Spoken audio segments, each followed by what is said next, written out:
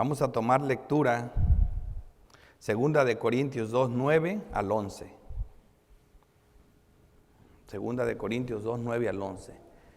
Porque también para este fin os escribí, para tener la prueba de si vosotros sois obedientes en todo.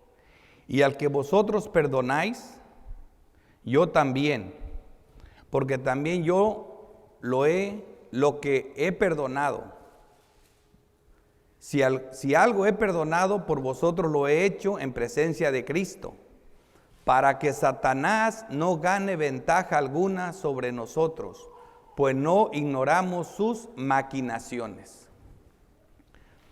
El título del mensaje de hoy es El ministerio de la disciplina bíblica. Y digo bíblica porque ya sabemos el asunto de lo que es la disciplina, pero bíblica porque la disciplina se debe de hacer estrictamente bajo los términos de como Dios la enseña. Y hoy vamos a ver este caso.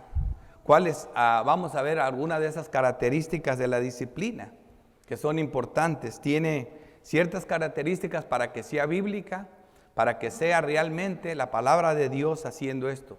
Algunas de las marcas distintivas más importantes de la iglesia verdadera, especialmente después de la Reforma, hablando de, porque hay más, pero siempre tres son de las más importantes, y una es que la iglesia, lo que tenía bien presente Calvino, Teodoro de Beza, es acerca de que la iglesia tiene que siempre permanecer en la palabra de los apóstoles, en la doctrina de los apóstoles y los profetas.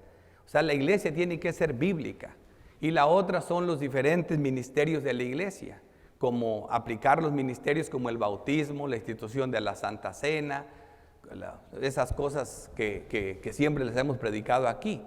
Y la tercera es, una iglesia tiene que tener disciplina bíblica. Una verdadera iglesia tiene que disciplinar. Y esa disciplina tiene varios factores muy importantes que no nos gusta hacer. Algunos precisamente cometen el error de ser severos, de volverse crueles a la hora de ejercer disciplina, y otros tienen el factor de ser muy llenos de amor y ser muy tolerantes. Y entonces tenemos que ver lo que la Biblia dice, porque es precisamente este texto el importante aquí, para que Satanás no gane ventaja alguna sobre nosotros, pues no ignoramos sus maquinaciones. Y la palabra maquinaciones tiene que ver con engaño.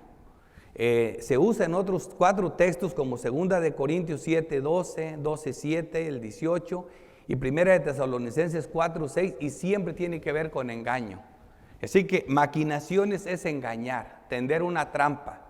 Y vimos nosotros que es una de las virtudes de Satanás, que siempre nos engaña, siempre llega atacando de una manera como el anticristo lo hace.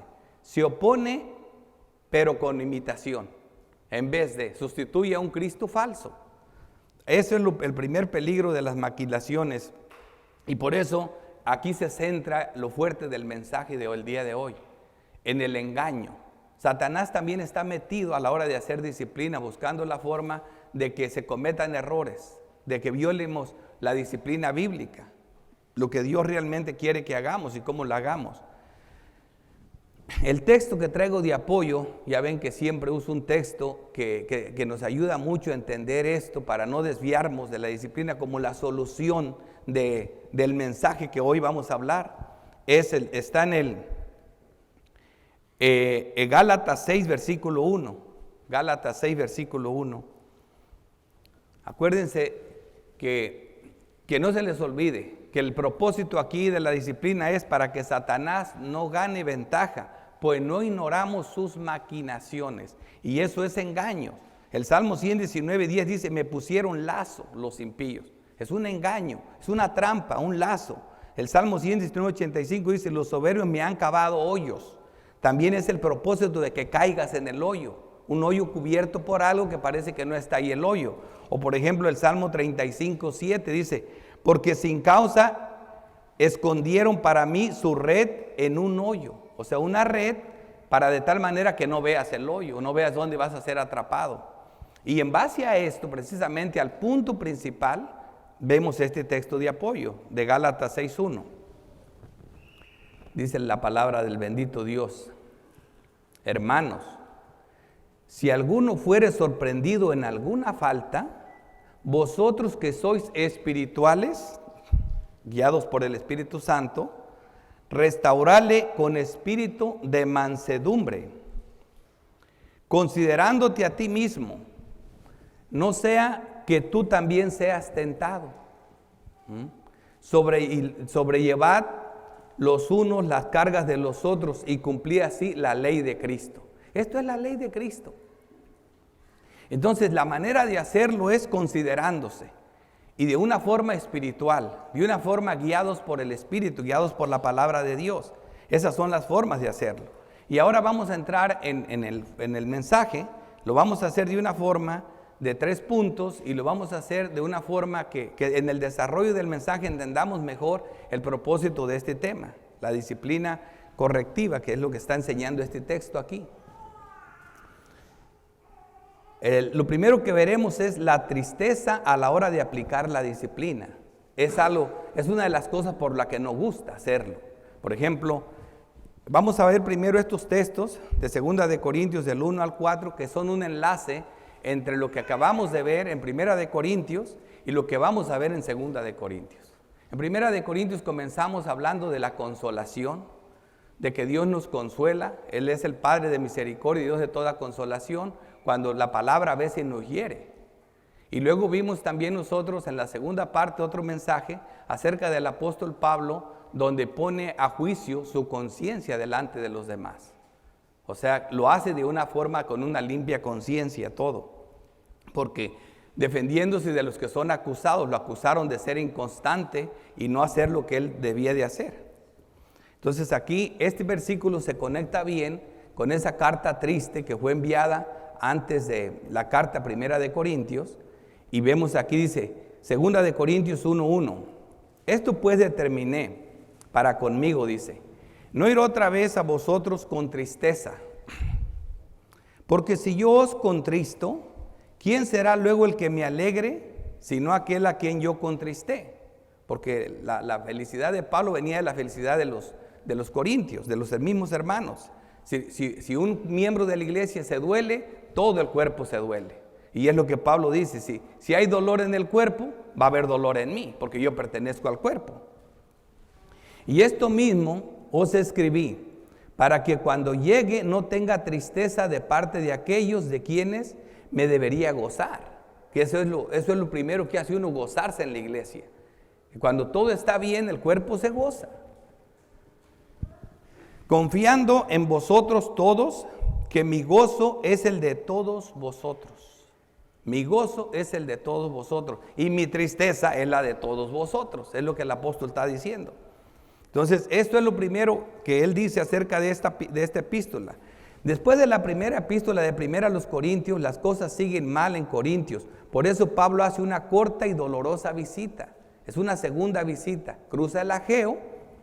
Pablo deja Efesios y se fue para Corintios, cruzando el Egeo para solucionar la cuestión del ofensor y la ofensa. Su segunda visita, sin duda alguna, fue dolorosa. Como lo vemos aquí, lo que estamos leyendo en Corintios 2:1. Dolorosa. Esta epístola no es canónica y no está en las Escrituras. Sabemos que se hizo por lo que estamos viendo aquí. Esta fue su segunda visita. Así que mándala de esa, y Pablo hace una segunda visita, que es una visita que la hace muy rápida y muy corta. La prueba de esta segunda visita lo vemos en 2 de Corintios 12:14. Dice el apóstol Pablo: he aquí por tercera vez estoy preparado para ir a vosotros y no os seré gravoso. En la segunda epístola de Pablo, él está hablándoles de una tercera visita, lo que quiere decir que ya ha habido 2. Pero cuando ven los viajes misioneros de Pablo, en el primero no fue, en el segundo va y en el tercero también. Así que parece que hay 2 visitas, pero esta es una tercera, es lo que Pablo está diciendo. Aquí está diciendo en 2 de Corintios 12:14 que va a volver a ir, y de hecho lo hace. Lo hace por tierra, por vía Macedonia, y da vuelta y desciende a la península. Ya no cruza el Egeo, lo hace por tierra. En 2 de Corintios 13 lo mismo dice: y esta es la tercera vez que voy a vosotros. Entonces hay una segunda visita. A la vista de estos obstáculos, somos de la opinión de que Pablo escribió una severa carta después de haberlos enviado Primera de Corintios, carta que no es canónica, a la luz de lo que estamos viendo aquí. Este rechazo lo hizo regresar a Éfeso, donde escribe su dolorosa carta, como lo vemos aquí, Segunda de Corintios del 1 al 4, que probablemente fue entregada por Tito. Aquí continuamos, dice, tanto el liderazgo de ancianos como la iglesia son responsables, están involucrados en la disciplina bíblica. Es lo que Pablo dice, yo, mi espíritu, la iglesia reunida y Cristo. Lo vemos aquí en Mateo 18, cuando vamos a hablar de disciplina correctiva y vemos ese estudio a la luz de la hermenéutica, siempre vamos a ver que los textos de plena mención o explicación amplia para hablar de disciplina correctiva va a ser Mateo 18 y Hebreos 12. Y aquí el texto que estamos viendo, porque esto viene de aquí. Aquí hay una disciplina, se está aplicando disciplina y se está aplicando perdón. Por eso tenemos que combinar estos textos. Mateo 18, 18.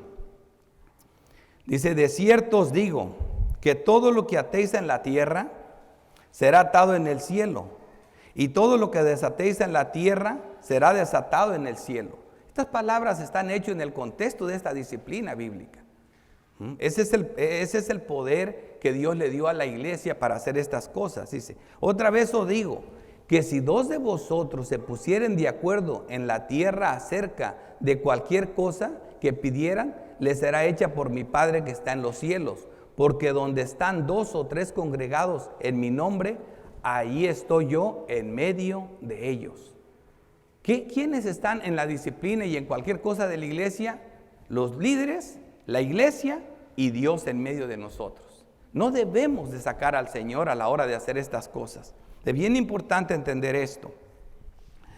Los primeros efectos de la disciplina siempre serán dolorosos, como dice Hebreos 12, y lo estamos viendo aquí en esta epístola, en el comienzo de este párrafo triste. Hebreos 12, 11 dice, es verdad que ninguna disciplina al presente parece ser causa de gozo, sino de tristeza.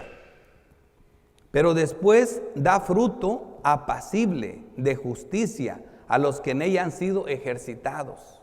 O sea, ya cuando sabemos cuál es el propósito, la restauración del ofensor, se va creando un ejercicio de que entonces lo hacemos pensando gozosamente, con esperanza de que la disciplina va a terminar bien. Eso es lo que se espera, esa es la idea. Cuando un padre corrige al hijo, lo hace en esperanza de que su hijo va a mejorar. No lo hace en esperanza, no lo hace pensando que lo va a destruir. Por el contrario, con la esperanza de que va a ser restaurado y que va a mejorar. Hasta aquí vamos empezando con la introducción. Esta era muy corta porque la vimos en el mensaje pasado. Ahora vamos a entrar a la disciplina. Segundo punto, la disciplina aplicada. Dice, porque por la mucha tribulación y angustia del corazón os escribí con muchas lágrimas. Esto es el enlace entre la primera sección y lo que estamos viendo en la disciplina aplicada. No para que fueses contristados, sino para que supieses cuán grande es el amor que os tengo. El verdadero propósito detrás de la disciplina es el amor. Es el amor.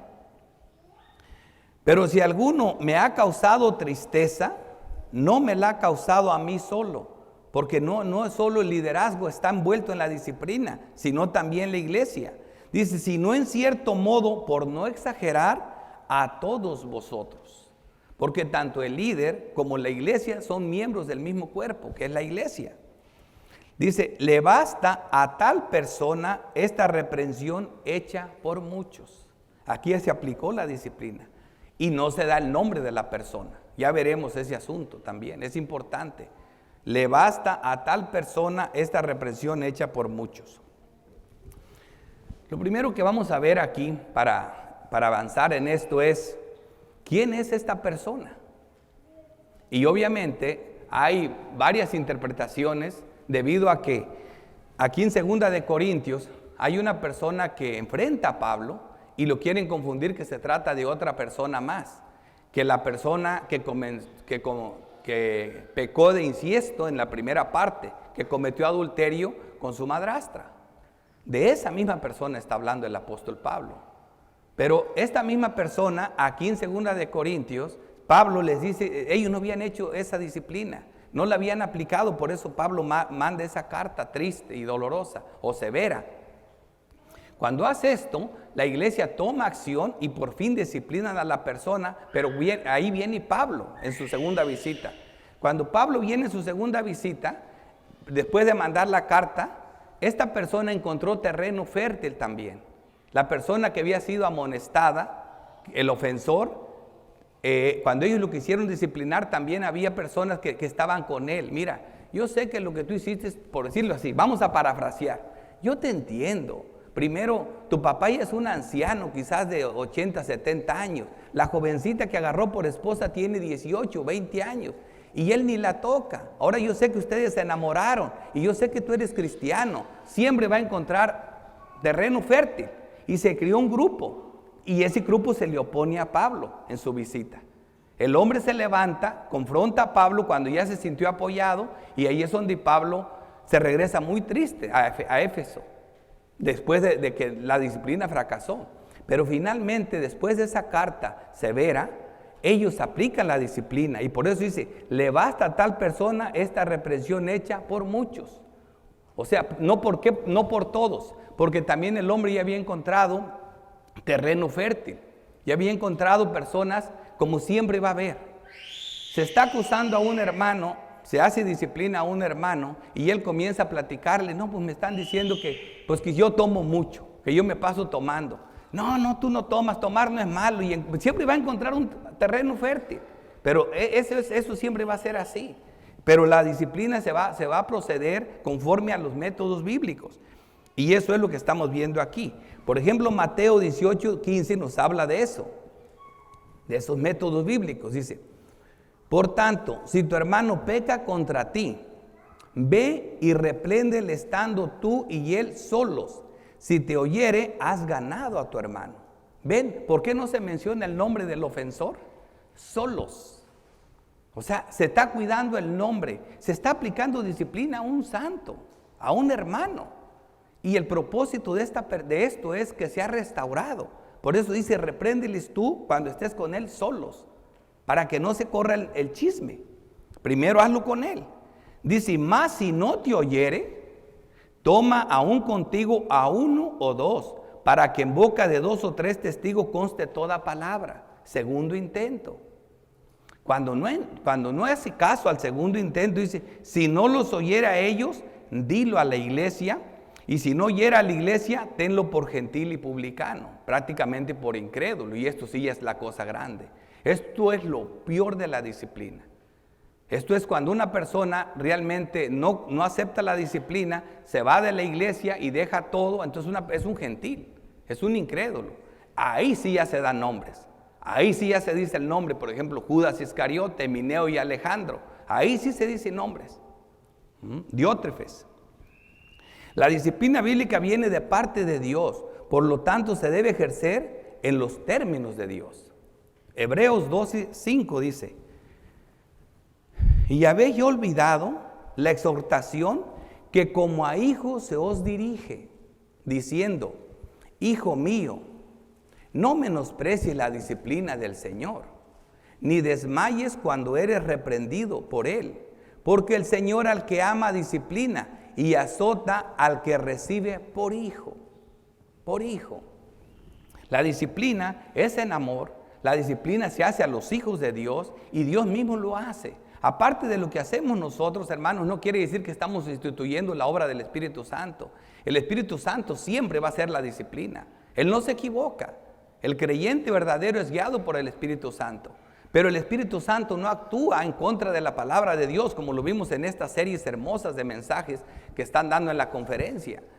Yo creo que lo han enfatizado demasiado. El Espíritu Santo nunca actúa en contra de la palabra. Eso siempre va en guía de la palabra. Por eso tenemos que ir cuidando los detalles a la hora de ejercer la disciplina. ¿Por qué? Porque Satanás va a ganar ventaja. Aquí primero se comete el primer error. Se tardó mucho para aplicarse la disciplina. Le costó a Pablo una segunda visita. Y fue tristemente el dolor. Hubo oposición. Eso fue lo que ocurrió aquí. Primero, problemas para aplicarla. Vamos a la última parte. Los frutos de la disciplina correctiva. ¿Cómo terminó este asunto? Versículo 7. Así que, al contrario, vosotros más bien debéis perdonarle y consolarle. Perdonarle y consolarle, para que no sea consumido de demasiada tristeza. Por lo cual os ruego que conforméis el amor para con él. Que conforméis el amor para con él. Porque también para este fin os escribí. Para este fin os escribí, para tener la prueba de si vosotros sois obedientes en todo o estás siendo engañado o caíste en las maquinaciones de Satanás. Fuiste bueno para entrar en disciplina, pero qué tardo para perdonar. Te precipitaste a castigar, pero ¿cómo te cuesta perdonar? Al que vosotros perdonáis, yo también, porque también yo lo que he perdonado, si alguno he perdonado por vosotros, lo he hecho en presencia de Cristo. Otra vez, ven los tres ingredientes, las tres grupos de personas que están envueltas en la disciplina: la iglesia, el liderazgo, en este caso representado por Pablo y los ancianos de Corintios, y todos bajo las órdenes de Cristo. Ahí lo vimos en 1 Corintios 5:1, dice el apóstol Pablo cuando envía su primera carta, dice así: ciertamente yo como ausente en cuerpo, pero presente en espíritu. Ahí tenemos al liderazgo presente, aunque la iglesia de Corintios también tenía los líderes ahí enfrente, ¿verdad? Tenía Crespo, tenía Gallo, tenía Sóstenes, tenía Estefanes, eran personas de la iglesia, eran los líderes de la iglesia. Arcaico dice: ya como presente he juzgado al que tal cosa ha hecho. Así que aquí tenemos el primer grupo, el liderazgo. Segundo grupo, en el nombre de nuestro Señor Jesucristo. En el nombre de nuestro Señor Jesucristo. Tercer grupo, reunidos vosotros y mi espíritu, la iglesia, vosotros, con el poder de nuestro Señor Jesucristo. Es en el poder de Cristo que se hace esto. Así que eso tenemos que tener claro. Ahí están los tres grupos, los que están involucrados: la iglesia, el liderazgo y Cristo. Cristo, para que sea guiada por el Espíritu Santo. ¿Para qué? ¿Para qué todo esto? Para que Satanás no gane ventaja alguna sobre nosotros, pues no ignoramos sus maquinaciones. Como creyentes sabemos que Él es el rey del engaño y de la mentira, y siempre continuamente está engañando, y no queremos que Él gane ventaja sobre nosotros. No queremos ser engañados por él. La trampa de Satanás consiste en engañarnos. Es en este ministerio de la disciplina, debido a la muy delgada línea que existe entre la disciplina y el perdón. Es muy delgada esta línea entre la disciplina y el perdón. Por un lado, la falta de ejercer la disciplina, poniéndonos la máscara de muy misericordiosos y llenos de amor. Yo no soy cruel. Yo entiendo al pecador, luego se acomodan. Pero por otro lado, haciendo caso omiso a la clara enseñanza de la doctrina y en este mismo caso de la disciplina, obviamente. Aquí lo vamos a ver en 1 Corintios 5:1. 1 Corintios 5:1. Es donde empieza este caso de la disciplina. 1 Corintios 5:1 dice: de cierto se oye que hay entre vosotros fornicación, y tal fornicación cual ni aún se nombra entre los gentiles. Este era un caso escandaloso, tanto que alguno tiene la mujer de su padre. Y aquí está por lo que traigo el texto, dice: y vosotros estáis envanecidos, muy amorosos, muy misericordiosos, muy perdonadores, estás envanecidos. ¿No deberías más bien haberos lamentado? ¿No te pesa? para que fuese quitado de en medio de vosotros el que cometió tal acción sin nombre. Para que fuese quitado de en medio el que cometió tal acción, hermanos. No sabemos el nombre nosotros. La iglesia de Corintios sí sabía de quién se trataba. Porque la iglesia estaba involucrada. La iglesia, el liderazgo y Cristo. Más claro aquí, versículo 9. Os he escrito por cartas, hablando de lo serio que es la disciplina. Os he escrito por carta que no os juntéis con los fornicarios. No absolutamente con los fornicarios de este mundo, o con los avaros, o con los ladrones, o con los idólatras, pues en tal caso os sería necesario salir del mundo. Esto me encanta porque, como les digo, que el problema de la doctrina no es interpretarla, es saber sumar las verdades y que nunca se contradicen. Obviamente tenemos que andar con todo el mundo, porque si no, ¿cómo les vamos a predicar el evangelio? No es que no nos podamos juntar, con cualquiera podemos juntar, si no, nunca vamos a predicar.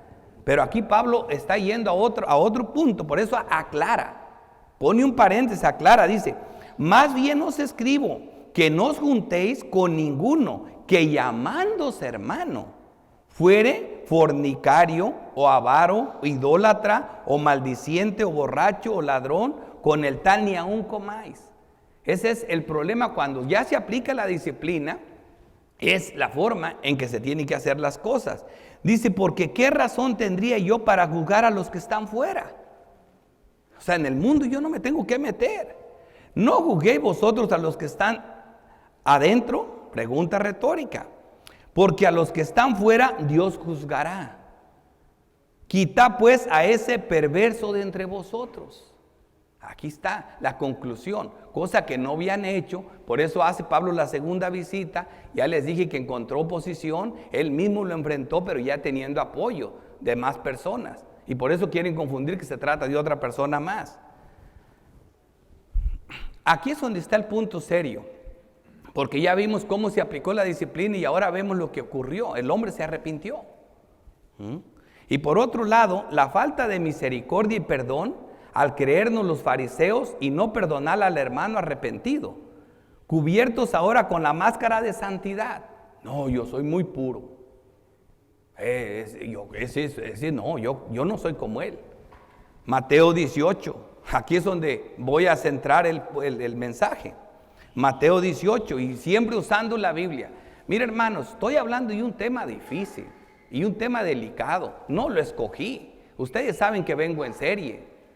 Ustedes saben que no es de acuerdo a nada. Dios pone estos temas y todo mundo, con toda libertad, júzguenme si estoy usando textos siquiera que no tienen que ver con la disciplina. Nadie que hable de disciplina va a dejar de usar Mateo 18 y Hebreos 12 y este texto que estoy citando. Es que tenemos que dejar que sea el Señor quien ponga las normas, los métodos de cómo hacer las cosas. Mateo 18, 21. Dice la bendita palabra de Dios. Entonces se le acercó Pedro en el contexto de la disciplina y le dijo, Señor, ¿cuántas veces perdonaría a mi hermano que peca contra mí? ¿Hasta 7? O sea, Pedro hizo algo retóricamente exagerado, sabiendo que el número 7 es sin término. Se fue hasta 7. Pensó que el Señor se le hizo mucho a él, exageró. Mira lo que contesta Jesús.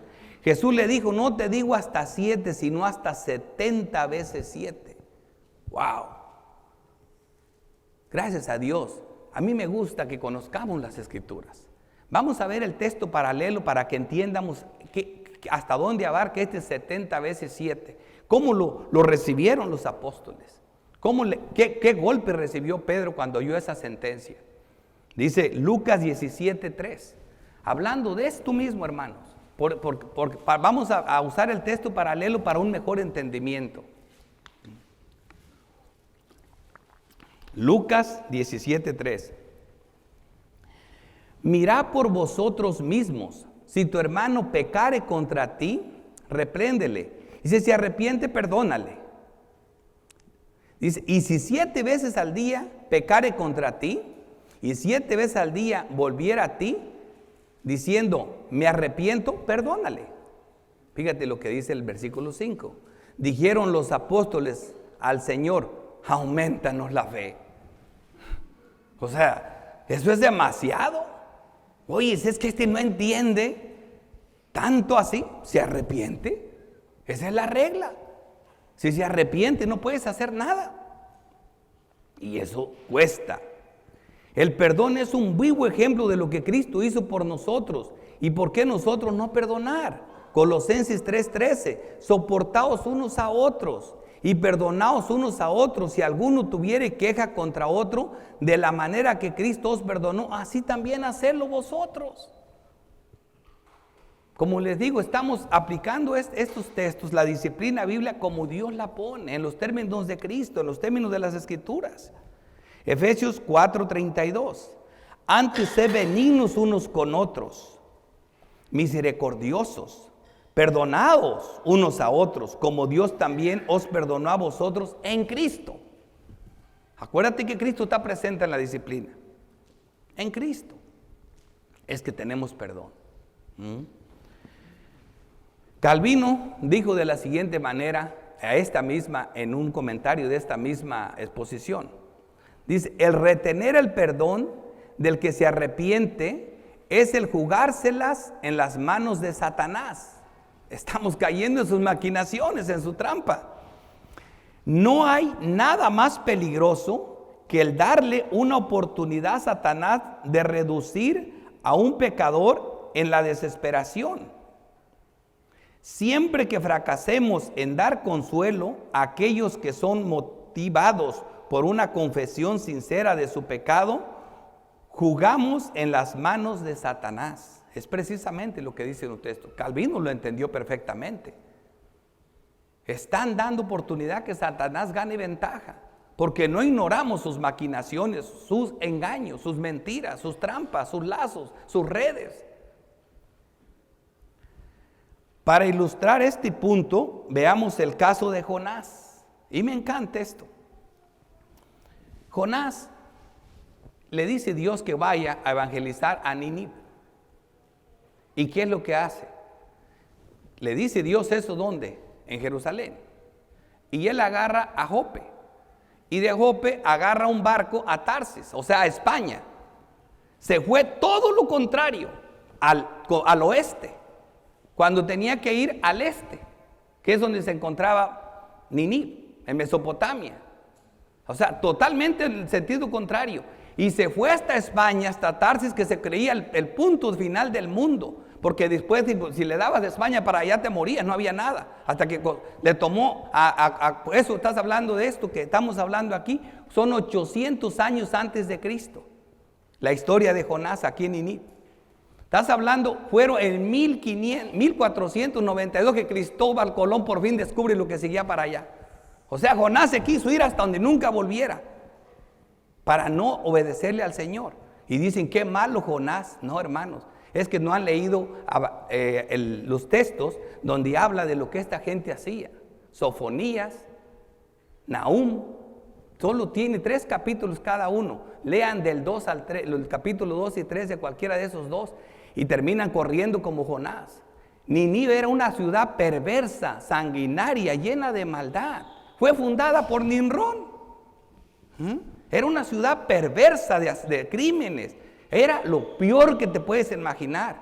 Decirle, ve y háblale a esa gente, para colmo, tenía 7 kilómetros de largo. Recorrerla a él le tomaría 3 días predicar esa ciudad. Y Dios lo tenía que mandar ahí. Así que igual que los apóstoles, aumentame la fe, yo no tengo tanta, prefiero que me avienten al agua y que me muera. Ya ves lo que prefirió Jonás, pero el Señor lo regresó. Te estoy diciendo esto para que entiendas lo difícil que es perdonar, especialmente cuando una persona de verdad se lo merece, cuando el ofensor es tan cruel como lo era Nínive. Tienes que hacerlo. Y Jonás, ya ven lo que pasó. Jonás 4:1 dice, pero Jonás se apesadumbró en extremo y se enojó y oró a Jehová y dijo, ahora, oh Jehová, ¿no es esto lo que yo te decía estando aún en mi tierra? Por eso me apresuré a ir a Tarsis, porque sabía que tú eres Dios clemente y piadoso. Ese es nuestro Dios, por eso Él nos manda, Él nos pone en los términos de la disciplina. Tardo en enojarte y de gran misericordia, y que te arrepientes del mal. Bendito Dios. Ahora pues, oh Jehová, te ruego que me quites la vida. Por eso yo les digo cuando me hablan que hay pastores que predican que el suicidio, se pueden suicidar y ir al cielo. Le digo, no te suicidas ni porque quieras. Ni porque quieras. Es que un cristiano se puede deprimir y quererse matar. Se puede matar a un cristiano y perder la salvación. No, eso es un juego de palabras. Un cristiano no se suicida, ni porque quiera. Jonás le dijo, mira, ¿cómo se arregla esto? Agárrenme y échenme al mar, y, y ya con eso se arregla el problema. Ese era un hombre que lo que menos le tenía miedo es a morirse. Lo agarran y lo avientan al mar por orden de él. Él dejó sin culpa a los marineros. Eso es un suicidio. ¿Y qué pasó? ¿Se suicidó? Fueron, lo aventaron a tierra. Tú te mueres cuando yo quiera. Después, ¿qué le dice Jonás aquí? Quiero que me quites la vida. Con ganas de decirle, ¿por qué no te la quitas tú? Porque sabía que no podía. Quiero que me la quites 3 veces, 2 veces más le voy a pedir que le quite la vida. Sin embargo, no se la quitó. Nosotros nos morimos cuando Dios quiera, los creyentes, no cuando nosotros se nos antoja. Dice la palabra de Dios, y ese es un paréntesis. Dice, y oró Jehová y dijo aquí dice, ahora pues, oh Jehová, te ruego que me quites la vida, porque mejor me es la muerte que la vida. Y este hombre no estaba jugando, ya vieron lo que hizo en el mar. No le importó que lo arrojaran al mar. Él les dio la orden de que lo hicieran. Ahora le está rogando otra vez a Dios, mejor me es la muerte que la vida. Hermanos, así de difícil es perdonar, sí, es difícil perdonar. Pero Dios es precisamente por eso está regañando a ellos. Es más fácil condenar. Aún para condenar se tardaron, pero para perdonar está más difícil. Pero tenemos que predicar la palabra como la Biblia la pone. Aunque no nos guste, aunque tengamos que decir como los apóstoles, aumentanos la fe. Después de que se secó la calabacera, fíjense lo que dijo en el versículo 9. Entonces dijo Dios a Jonás, ¿tanto te enojas por la calabacera? Y él respondió, mucho me enojo, hasta la muerte. O sea, ese sí es una oposición. Y dijo Jehová, ¿tuviste tú lástima de la calabacera o misericordia, en la cual no trabajaste ni tú ni la hiciste crecer, que en espacio de una noche nació y en espacio de otra noche pereció? Y no tendré yo piedad de Nínive, aquella gran ciudad donde hay más de 120,000 personas que no saben distinguir entre su mano derecha y su mano izquierda, y muchos animales. ¿Ves? Era una ciudad tremendamente grande. Para ese tiempo era muy grande, más de 100,000 habitantes. Más grande, casi el doble que a lo que era Babilonia en aquellos tiempos. Hermanos, este asunto es serio, pero hay que hacerlo en los términos de nuestro bendito Dios. La disciplina a veces es difícil hacerla. Como pastores, como líderes, no nos gusta aplicarla. Primero porque nos sentimos indignos de hacerlo. Primero, el mensaje pasado, cuando Pablo habló de su conciencia, fue un mensaje que me devastó a mí. Cuando habla del respeto que le tienen que tener a sus pastores, a mí eso me da vergüenza, me humilla, me hace sentir indigno. Eso sí me pone triste. Pero cuando hablo de que los pastores no son nada, que simplemente son los siervos, eso sí me gusta decirlo. Pero lo otro me humilla, me avergüenza. Y es precisamente por eso que no nos gusta. ¿Quién soy yo para reprender a mi hermano? ¿Quién soy yo? Pero Dios nos manda que lo hagamos. Y también eso no gusta.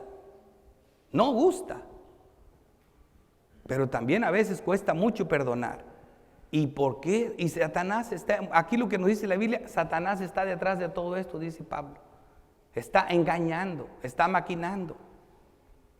Calvino dice esto un segundo comentario de él, me gusta cómo lo analiza, cómo lo ve. Lo definió de esta manera, dice. Calvino definió estas maquinaciones como las ingeniosas artimañas y trucos de los cuales los creyentes deben estar alertos y que lo estarán si permiten que el Espíritu de Dios gobierne sobre ellos. Como te dije, el Espíritu de Dios camina según las Escrituras. Estás permitiendo que el Espíritu te haga tomar conciencia de la estrategia que Satanás tiene ahora contra ti? Una pregunta que hace Calvino retórica. ¿Qué punto debe él estar tratando de explotar? Él siempre va a buscar. Hay gente muy santurrona y Satanás va a tratar de darle por ahí. No perdones, tú eres santo, no perdones. Y existe gente bien liberal que cuando ven la otra parte de la disciplina, no hermano, tú no puedes ser reprendido. No, esos exageran, son unos santurrones. Satanás va a buscar dónde ganar ventaja. Es lo que dice el texto. Dice, continúa Calvino, dice, ¿en dónde está Satanás intentando tomarte del pie en tu vida? Del pie en tu vida para que caigas. ¿Eres ignorante de sus maquinaciones? Es la pregunta. Y eso es lo que Pablo no quiere, hermanos. Por eso hay que predicar la Biblia como es en los dos extremos. En los dos extremos. Ahora vamos a dejar que esto se aterrice. Esto que se aterrice ya en las aplicaciones para ver. Hasta aquí fui muy pegado a la situación de los corintios, a la situación de esta persona, a la situación de Pablo, a lo que nos dijo. Ahora vamos a pegarlo más a nosotros, usando este mensaje que ya Dios nos dio, como ya lo vieron. Se trata de estas dos cosas, del engaño de Satanás en cuanto a aplicarla, la disciplina, como a perdonar al ofensor. Ahora vamos a ver cómo aterriza esto en nosotros, cómo aplicarla a nosotros.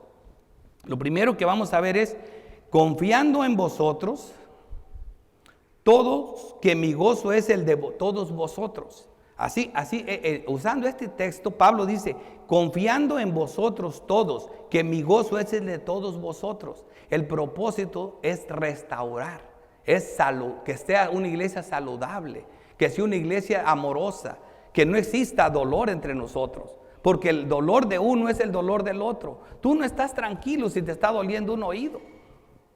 Ni siquiera si te está doliendo un pie. Y menos un dedo, también un dedo. Un órgano interno. Estarías disgusto. Si no me doliera este dedo, yo sería feliz. Bueno, ese es el propósito. Dice, confiando en vosotros todos, que mi gozo es el de todos vosotros. Cuando hay esta clase de problemas, hermanos, la iglesia se duele. Pablo y la iglesia reunidos fueron contristados por el ofensor y fueron consolados y llenos de gozo por perdonar al mismo ofensor arrepentido. Primera de Corintios 5:3 dice, ciertamente yo como ausente en cuerpo, pero presente en espíritu, ya como presente he juzgado al que tal cosa ha hecho. Aquí vemos la gente que estaba involucrada en eso, el apóstol Pablo en el espíritu. En el nombre de nuestro Señor Jesucristo, es en ese bendito nombre que se hacen las cosas, porque Él es el dueño de la iglesia, Él es el pastor de nosotros. Reunidos vosotros y mi espíritu, y ahí entra el liderazgo, la iglesia. Con el poder de nuestro Señor Jesucristo, esa es la forma. El tal sea entregado a Satanás para destrucción de la carne, a fin de que el espíritu sea salvo en el día del Señor Jesús. En el caso de este hombre, hermano, pues la razón de que no se menciona nombre es porque este hombre, el apóstol Pablo, sabía que era un creyente. Y en un verdadero creyente la disciplina siempre va a terminar en buen fin. Nunca va a terminar mal. En cambio, hay otros casos que sí termina mal. Pero en ese caso sí se dan nombres. Segunda aplicación, los dos efectos de la disciplina correctiva. Hebreos 12:7. Si soportáis la disciplina, Dios os trata como a hijos. Esa es la parte que tenemos que tomarla. Piensa en eso, no te enojes. Dios nos trata como a hijos. Porque ¿qué hijo es aquel a quien el padre no disciplina? ¿Qué hijo es ese? Pero si se os deja sin disciplina, de la cual todos han sido participantes, entonces sois bastardos y no hijos. Vemos aquí esta primera parte. No, o sea, la disciplina debemos de verla con gozo, con alegría, porque Dios está haciendo algo por nosotros. De alguna manera sí debemos de verla. No debemos de sentirnos aislados por eso, o que, mira, no, nada más me están fijando. No, hermanos, cuando llega este caso es porque algo grande salió. Mira, hay veces Me ha pasado mucho que me dicen, mira, ya viste lo que está haciendo cierto hermano, está tomando mucho, está haciendo esto. Voy y hablo con él y le digo, mira, en una oportunidad, y busco el momento más oportuno y pidiéndole a Dios que no se vaya a ofender, porque eso no duele, no gusta. Y así es como la Biblia nos manda. Ahorita lo vamos a ver. Con mucho tacto, con muy buen cuidado, considerándonos nosotros mismos. Y se le dice, y luego lo dice, no, yo sé. Y vieras cómo me duele, párale ya. Bendito Dios. Si ya dijo eso, ya estás fuera. No importa que te critiquen todos los demás. Lo primero que hiciste es hablarles con él a solas. Y ahí mismo él dijo, me duele y ora y por mí, mi hermano, yo quiero cambiar. ¡Wow! Bendito Dios. Ahí párele ya. Ni hable más, se acabó todo. No importa que me estén criticando, porque también critican a uno. No, le aguanta todo el otro. Sí, pasa a veces. Pero hasta ahí le debemos de parar. Pero sigue la cosa. Vamos a ver tercera aplicación. Vamos a ver la otra parte. Dice, para que Satanás no gane ventaja alguna sobre nosotros, pues no ignoramos sus maquinaciones. La falta de ejercer correctamente la disciplina puede ser muy peligroso. Caer en cualquier extremo, el no hacerla o el no perdonar al arrepentido. Miremos por último este ejemplo en Mateo 18.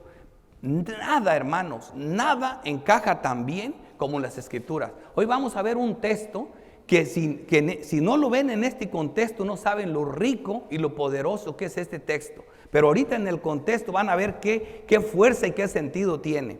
Veamos Mateo 18, versículo 21. Quiero que estén ahí, por favor, esta vez sí. Estoy aplicando el mensaje a nosotros, hermanos. Es la última aplicación. Mateo 18, versículo 21. Entonces se le acercó Pedro y le dijo, Señor, ¿cuántas veces perdonaré a mi hermano que peca contra mí? ¿Hasta 7? Jesús le dijo, no te digo hasta 7, sino aún hasta 70 veces 7. Y ya saben lo que exclamaron, aumentanos la fe, por Lucas. Bueno, esto solamente es para resumirnos lo que sigue, versículo 23, para que vean por qué el Señor trajo esta enseñanza aquí. Esta enseñanza, hermanos, tiene que ver con lo difícil que es perdonar y con las consecuencias terribles que hay el no hacerlo. Vean lo que dice esta parábola. Lo voy leyendo rápido. Por lo cual Jesús dice, el reino de los cielos es semejante a un rey que quiso hacer cuentas con sus siervos. Y comenzando a hacer cuentas, le fue presentado uno que le debía 10,000 talentos. A este, como no pudo pagar, ordenó su señor venderle a su mujer e hijos y todo lo que tenía para que se le pagase la deuda.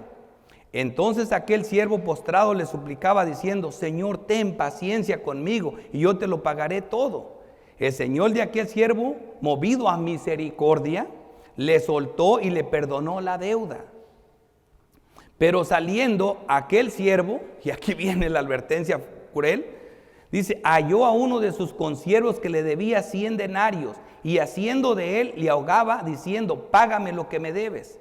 Entonces su consiervo, postrándose a sus pies, le rogaba diciendo, ten paciencia conmigo y yo te lo pagaré todo. Mas él no quiso, sino fue y le echó en la cárcel hasta que pagase la deuda. Viendo sus consiervos lo que pasaba, se entristecieron mucho y fueron referidos a su señor todo lo que había pasado. Entonces, llamándolo su señor, aquí es donde siempre está, la disciplina está involucrado nuestro Señor. Y aquí viene lo que el Señor dice. Le dijo, siervo malvado, toda aquella deuda te perdoné porque me rogaste. ¿No debiste tú también tener misericordia de tu consiervo como yo tuve misericordia de ti? Es cuenta que Jesús le dice esto a Pedro, que dice, aumentanos la fe. Es lo que les está diciendo. ¿Tanto te cuesta, Pedro? Ya se te olvidó lo que yo tengo que perdonarte a ti y especialmente a ti. Entonces su señor enojado le entregó a los verdugos hasta que pagase todo lo que le debía. Así también mi Padre Celestial hará con vosotros, si no perdonáis de todo corazón cada uno a su hermano sus ofensas. ¿Qué hacemos, hermano? Aumentanos la fe, porque a veces sí cuesta. A veces sí cuesta. Pero por otro lado, y eso es solo la parte más dolorosa, tenemos diótrefes en las iglesias. Primera de Juan 9, Ahí habla la carta que le manda Juan a Gallo y le habla de lo bien que se conduce, de lo bien que se comporta. Y en contraste le dice, yo he escrito a la iglesia, pero Diótrefes, el cual le gusta tener el primer lugar entre ellos, no nos recibe. Pero por esta causa, si yo fuere, recordaré las obras que hace parloteando con palabras malignas contra nosotros. Está atacando a la iglesia. Y no contento con estas cosas, no recibe a los hermanos. Y a los que quieren recibirlos se los prohíbe y les expulsa de la iglesia. Aquí sí no tuvo problemas Pablo en decir, el apóstol Juan en decir un nombre. Y aquí vamos a ver, bueno, ese fue Juan. ¿Qué tal Pablo? Bueno, vámonos a ver a Pablo. Estos otros dos que están acá en 1 de Timoteo 1:18. El apóstol Pablo instruyendo al joven Timoteo. 1 de Timoteo 1:18.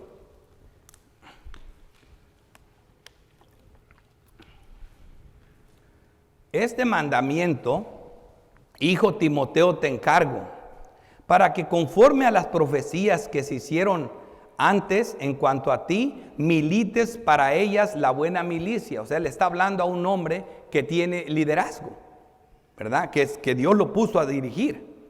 Manteniendo la fe y buena conciencia. Por eso Pablo apela a su buena conciencia. En 2 de Corintios 1, capítulo 1, Pablo habla de su conciencia, ¿verdad? Dice, manteniendo la fe y la buena conciencia, desechando la cual naufragaron en cuanto a la fe algunos. No haciendo caso a la conciencia ni a la fe, naufragaron algunos. Quiere decir que si hay algunos apóstatas, algunos que naufragaron, algunos que abandonaron la fe, de los cuales son Himeneo y Alejandro, a quienes entregué a Satanás para que aprendan a no blasfemar. Aquí sí da nombres.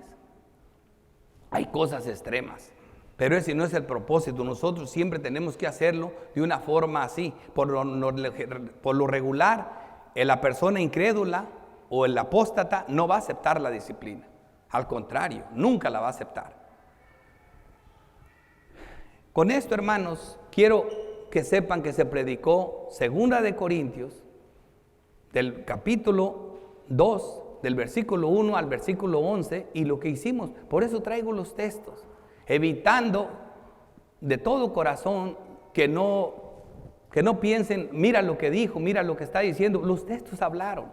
Apliqué los textos correctamente a cómo Dios quiere que apliquemos esta disciplina. Y es una marca distintiva de una verdadera iglesia.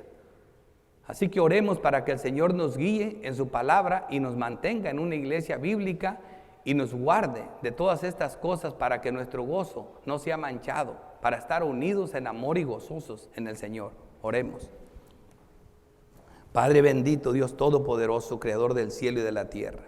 Oh santo Dios, bendito seas, Padre Santo, por Cristo Jesús. Bendito por el Espíritu Santo, que es nuestra guía, Señor. Bendita tu santa palabra que nos dejaste para guiarnos, para aplicarla en nuestras vidas, para guiarnos en el camino que debemos de vivir.